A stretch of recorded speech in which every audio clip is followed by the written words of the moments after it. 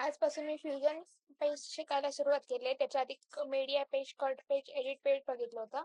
Fusion page साठी आधी timeline create करून घेऊया. एक क्लिप इथे ड्रॅग अँड ड्रॉप करून घेतली.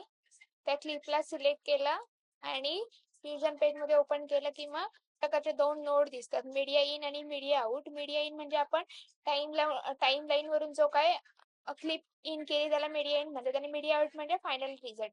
याचे दोन विंडो असतात. इथे क्लिक केल्यावर इथे पण दिसतं. मीडिया इन आणि मीडिया आउट ही कमांडने कनेक्ट असते एकमेकांशी.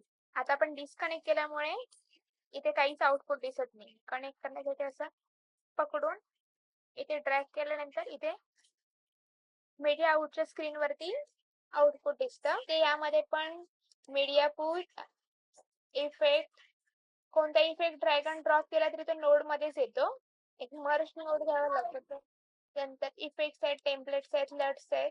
अजून मी एवढं काही ट्राय आउट केलं. सपोज आपण एक बॅकग्राऊंड नोड घेऊ. डिलीट करायचं तर सिम्पली डिलीट बटन. नोड मध्ये एडिटिंग करायची, त्या नोडला सिलेक्ट करायचं. कलर मध्ये जाऊन आपण सपोज त्याचा कलर चेंज केला, येलो केला. येलो नाहीये, येलो करू आपण त्याला.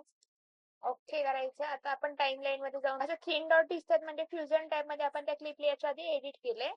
आणि ते रिमूव्ह करायचं असेल तिथे क्लिक करायचं.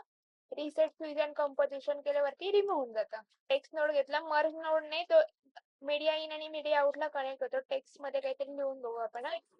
कलर आपण ब्लॅक करून इथे व्हाईट याच्यावरती दिसते. टेक्स्ट ने सिलेक्ट केलं, टेक्स्ट मध्ये टेक्स्ट लिहिला, त्याच्यानंतर त्याचा साईज चेंज करायचं तर इथे साईज चेंज करू शकतो.